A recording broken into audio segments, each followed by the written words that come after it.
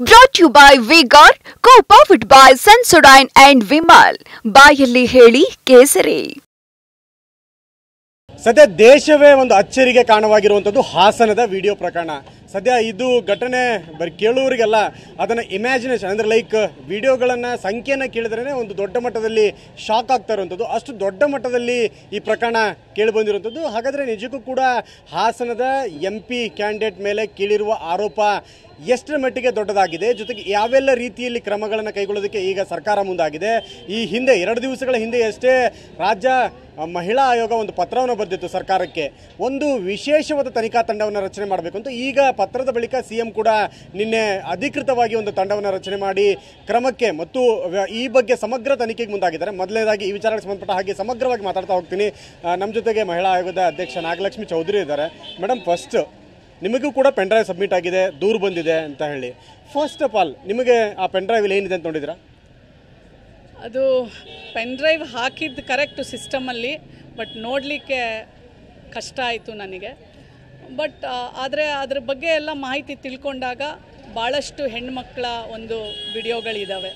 ಲೈಂಗಿಕ ಚಿತ್ರೀಕರಣ ಮಾಡಿರೋದು ನಿಜ, ಮಾಡಿರೋ ವ್ಯಕ್ತಿನೇ ಮೊಬೈಲ್ನ ಕೈಯಲ್ಲಿ ಇಟ್ಕೊಂಡು ಮಾಡಿರೋದು ಸತ್ಯ.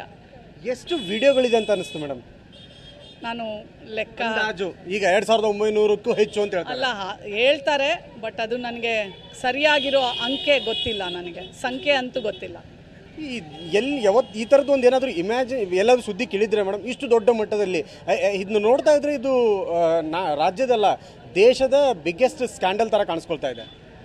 ನನ್ನ ಪ್ರಕಾರ ಇದು ದೇಶದ್ದು ಅಲ್ಲ, ಇಡೀ ಪ್ರಪಂಚದಲ್ಲೇ ಈ ಥರ ಒಂದು ಕೃತ್ಯ ಇದು ಮೊದಲನೇ ಬಾರಿಗೆ ಆಗಿರೋದು. ಯಾಕೆಂದರೆ ಇದರಲ್ಲಿ ಸಾವಿರಾರು ಹೆಣ್ಣುಮಕ್ಕಳು ಒಬ್ಬನೇ ಕೈಯಲ್ಲಿ ಸಿಕ್ಕಾಕ್ಕೊಂಡು ಹೆದರಿಸಿ ನಂಬಿಸಿ ಎಲ್ಲ ಮಾಡಿರೋದು ಇದು ಭಾಳ ದೊಡ್ಡದು. ಆಮೇಲೆ ಅದು ನಮ್ಮಣ್ಣಲ್ಲಿ ನಡೆದಿದೆ ಅನ್ನೋದು ಭಾಳ ನಾಗರಿಕ ಸಮಾಜಕ್ಕೆ ಒಂದು ಅವಮಾನ, ದುರಂತ ಸಹ.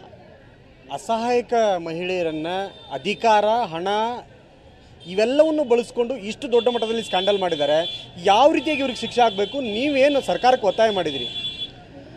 ಇದು ಎಲ್ರಿಗೂ ಅರ್ಥ ಆಗುತ್ತೆ. ಇದು ಅಧಿಕಾರ ಮತ್ತು ಸ್ಥಾನವನ್ನು ದುರುಪಯೋಗ ಪಡಿಸ್ಕೊಂಡು ಹೆಣ್ಣು ಮಕ್ಕಳ ಅಸಹಾಯಕತೆ, ಹೆಣ್ಣು ಮಕ್ಕಳು ಇದ್ದಾರೆ, ಅದರಲ್ಲಿ ಮಹಿಳೆಯರು ಇದ್ದಾರೆ, ಅವರ ಅಸಹಾಯಕತೆಯನ್ನು ಉಪಯೋಗ ಮಾಡಿಕೊಂಡು ಈ ಥರ ಲೈಂಗಿಕ ಚಿತ್ರೀಕರಣವನ್ನು ಮಾಡಿರೋದು ಎಲ್ರಿಗೂ ಗೊತ್ತಾಗುತ್ತೆ, ಆ ವಿಡಿಯೋಗಳಲ್ಲೂ ಗೊತ್ತಾಗುತ್ತೆ.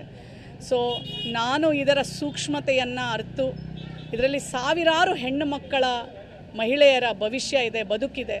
ಸೊ ಹಾಗಾಗಿ ಈ ಕೃತ್ಯ ಇನ್ನೊಂದು ಬಾರಿ ಎಲ್ಲೂ ಸಹ ನಡಿಬಾರ್ದು ಅಂತ ಹೇಳಿ ನಾನು 2 ದಿನಗಳ ಮುಂಚೆ ಅದನ್ನು ನಾನು ಮುಖ್ಯಮಂತ್ರಿಯವರಿಗೆ ಮನವಿ ಮಾಡಿದ್ದೆ. ವಿಶೇಷ ತಂಡ ರಚನೆ ಮಾಡಿ ಇದು ತನಿಖೆ ಮಾಡಬೇಕು ಅಂತ ಹೇಳಿ ಗೃಹ ಮಂತ್ರಿಗಳಿಗೂ ಸಹ ನಾನು ಮನವಿ ಸಲ್ಲಿಸಿದ್ದೆ.